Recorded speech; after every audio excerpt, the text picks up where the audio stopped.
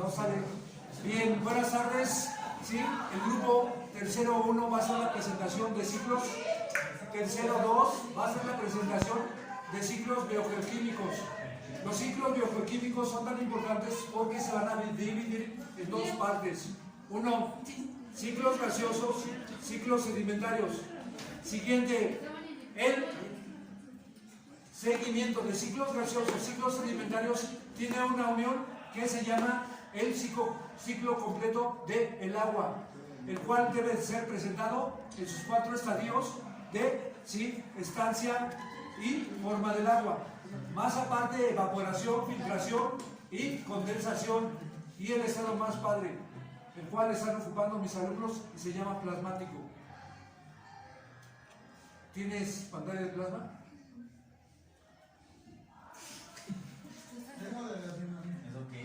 ¿Sí o no? ¿Sale? ¿Tienes teléfono celular? ¿Tienes teléfono celular? No.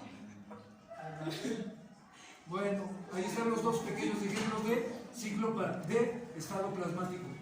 A ver, entonces empezamos con el primer ciclo. ¿Cuál es? Ciclo del carbono, que es un ciclo gaseoso y es el ciclo que debe de abundar con monóxido, dióxido de carbono y el equilibrio de el mismo carbono. Y el que nos tocó fue el ciclo del carbono. ¿Quieren guardar silencio? El ciclo del carbono consiste en el desgaste de la elaboración de las rocas que contienen carbono, la acumulación de la materia orgánica llena de carbono en los sedimentos y el movimiento lento de estos sedimentos a través del ciclo de las rocas. ¿Qué es el ciclo de carbono y su esquema? Como resumen del ciclo de carbono podemos decir que este es un ciclo biogeoquímico en el cual se describen los movimientos del carbono a través de la biosfera, litosfera, atmósfera e hidrosfera. El carbono es uno de los elementos más abundantes de la Tierra. La importancia del ciclo del carbono. Una vez llegado a este punto es normal preguntarse por qué es importante el ciclo del carbono. Como ya se ha expuesto antes, se podría concluir que el carbono es vital para la función de la biosfera y para regular el clima de la Tierra. La combustión de los combustibles fósiles se emite a la atmósfera a una velocidad que los organismos fotosintéticos no pueden asimilar y retener. En este proceso el carbono, la molécula que se libera en forma de dióxido de carbono, los descomponedores también liberan compuestos orgánicos y dióxido de carbono cuando degradan organismos muertos y productos de desecho.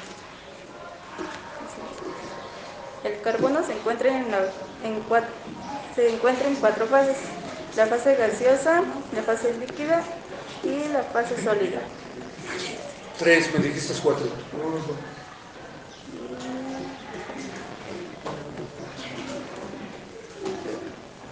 Se llama antracita, carbón o hulla, el cuarto. ¿Sale? Denme un ejemplo en donde se encuentra el carbón en alguna planta o en ustedes mismos. ¿No? Es muy fácil. Cuando se crema una persona, lo que va a dar son los restos. Y es ceniza, no es otra cosa más que carbón. Cuando queman un vegetal o leña, ¿qué queda? Carbón. ¿Sale? Por eso es uno de los elementos más abundantes porque se encuentra en todos los seres vivos. ¿Algo más? ¿Alguien que tenga una pregunta? ¿No? Muy bien. ¿Sale? Pasen a su lugar entonces. Siguiente equipo, ¿cuál les quedamos que es el? Bueno, nosotros les vamos a explicar lo que es los ciclos gaseosos. El ciclo gaseoso es las transformaciones sustancias involucradas que cambian de ubicación geográfica y se fija a partir de una materia gaseosa. Los nutrientes principalmente circulan entre la atmósfera y los organismos vivos. En la mayoría de estos dos ciclos son los elementos reciclados rápidamente, con frecuencia en horas o en días. ¿Cuáles son los ciclos gaseosos? Se refiere a la transformación de la sustancia involucrada, cambia de ubicación geográfica que se fija a partir de una materia prima gaseosa. ¿Cuál es la importancia de los ciclos gaseosos? Resulta indispensable para diversos compuestos del cuerpo de los animales, individual al ser humano.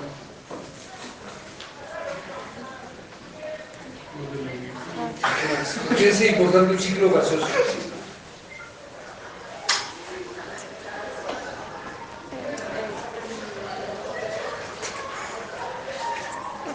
O la pregunta sería la siguiente: ¿qué importancia tiene el oxígeno en un ciclo gaseoso?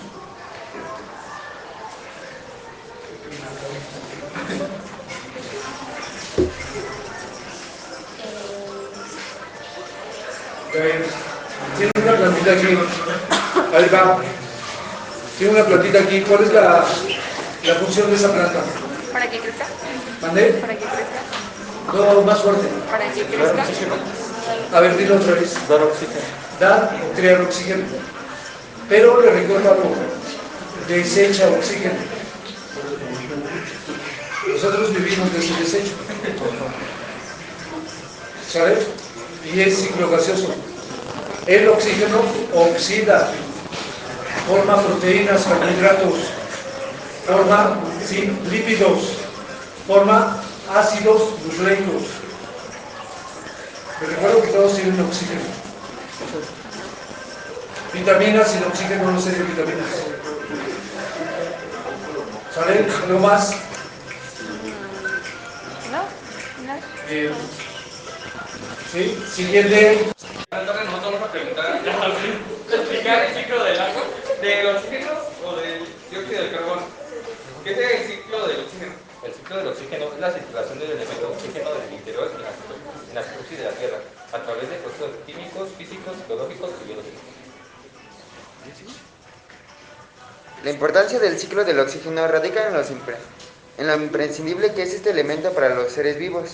En el planeta, los seres vivos se precisan del oxígeno como una de las fuentes de energía para realizar sus funciones vitales. Asimismo, este elemento se combina con el carbono e hidrógeno para formar otras moléculas esenciales para la vida, el dióxido de carbono, CO2 y el agua H2O. El proceso se transforma del oxígeno a través de varias etapas. Se define como ciclo bioquímico. En este sentido, el oxígeno pasa por diferentes capas de la Tierra mediante transformación física, química, geológica y biológica.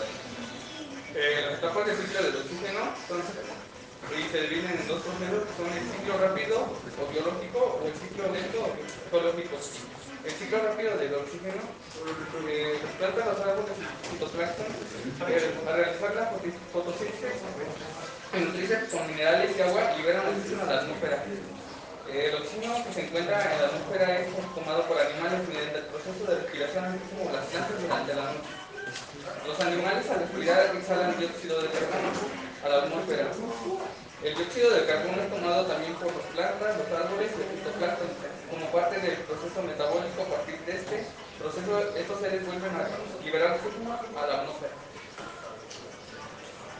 Ciclo lento del oxígeno. El ciclo lento del oxígeno pasa por el ciclo hidrológico, además de la oxidación y descomposición. El ciclo hidrológico es el agua de los mares, lagos, ríos y demás cuerpos de agua. Se evapora con el paso del tiempo. Este vapor de agua contiene partículas de hidrógeno y oxígeno, H2O. Al llegar a la atmósfera del vapor de agua condensa y cae en forma de precipitación.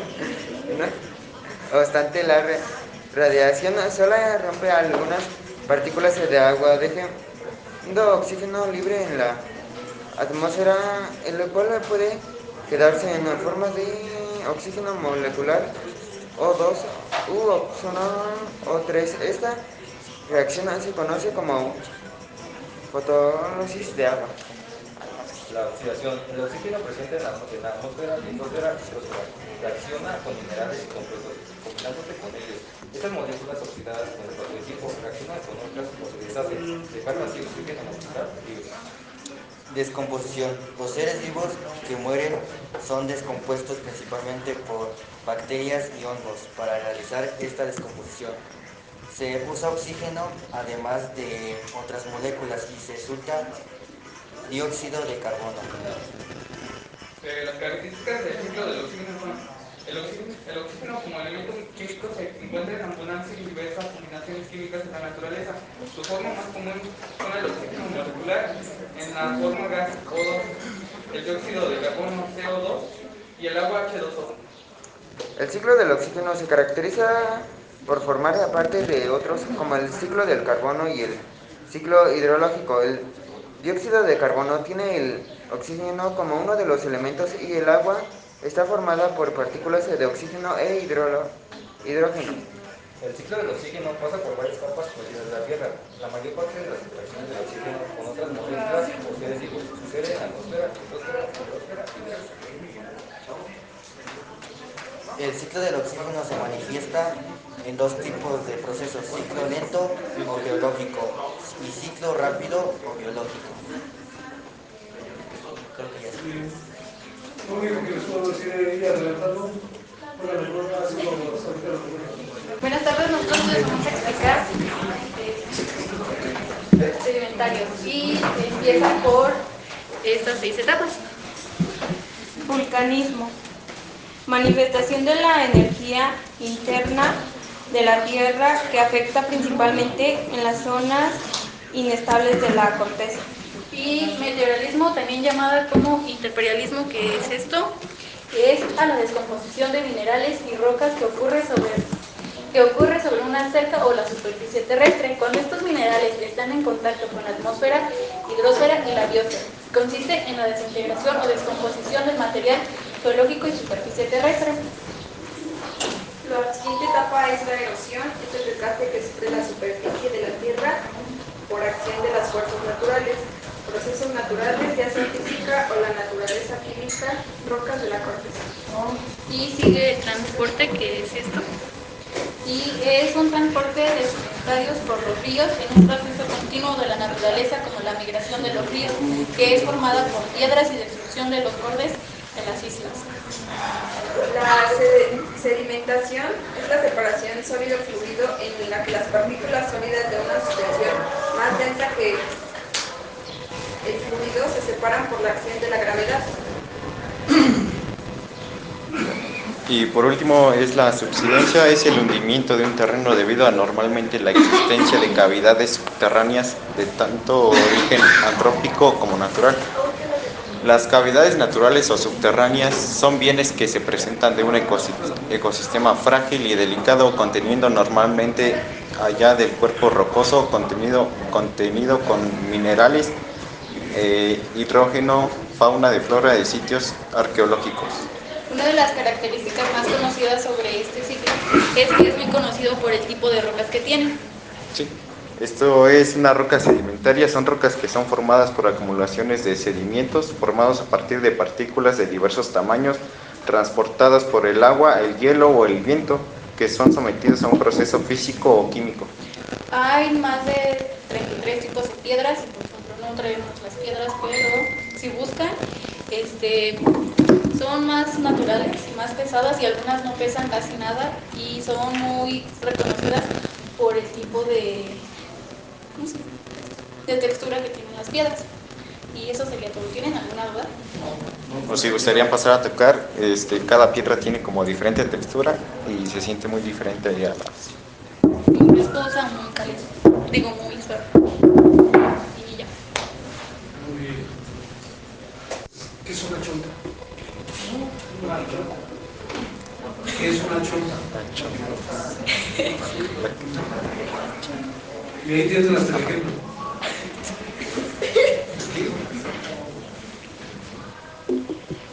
No son... ¿Es el deslavamiento de agua?